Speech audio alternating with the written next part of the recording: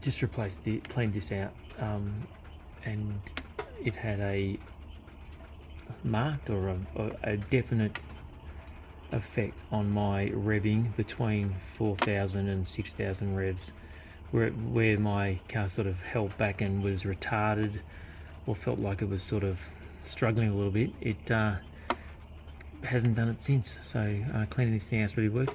Just the thing, if you didn't want to clean the whole thing out, you could just take these off here, pull this off and have a look at it and see if you felt like it needed a clean or not. Otherwise, the only other thing I will say before the rest of the video is this at the back. When you're putting this back in, don't do it with a time limit. It's a bit fiddly, and you know, have a cup of coffee and work your way through it. But I found my technique was to push fit this back one on first when it was out about here, pushed it on and then pushed the whole thing in, because you know there's a bit of swearing involved. And I nearly bent the pin in here, so be careful when you put that back on, you don't bend the pins in it and break it. But yeah, otherwise a massive, I'm going to say massive difference in the car revving up to and the revs don't hold. Every now and again the revs used to hold every time I put the clutch in. It would, like, you know, hang and then drop.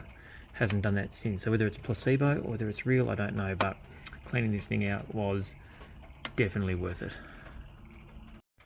Okay, so we'll start by undoing this clip here. Take that off. Undo that, undo that. I think it's undo this one first to get enough to get it out, I don't know. And there's one back here, which apparently is the pain of all asses to get at. So that's going to be the tricky one. And then you take that hose off, and I think it just slides out. That one we'll take a look. But okay, I loosened both of those just to give a bit of movement here, but I've dragged it all off in one go. As you can see, I don't know whether it's good or bad, but that is very black. So definitely due for a clean. Whether it's causing issues or not, I don't know, but I don't know if I can get a torch in there, but yeah, she's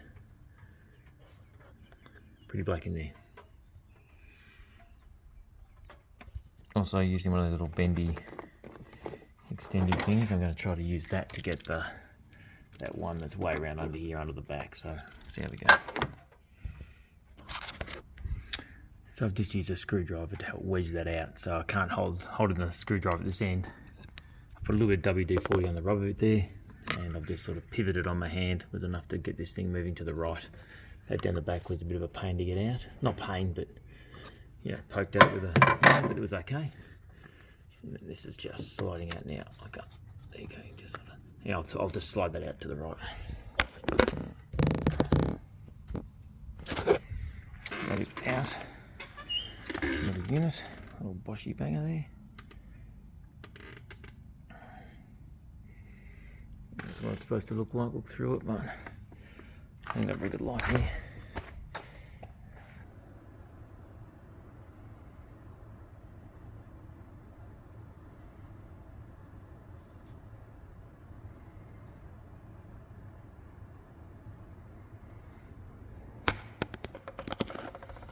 Probably doesn't actually look too bad, really, except for the pipes. And apparently when they're clean and you shake them, you can hear a rattle. I've got a bit of a wobble going on when I do it. Whether it's going to get more or less, I don't know. But let's give it a clean out and see what it looks like. I'm going to use some carb cleaner. Now, admittedly, I didn't shake this thing side to side when I took it out. I just did that, and there's only a little wobble there. But shaking side to side now.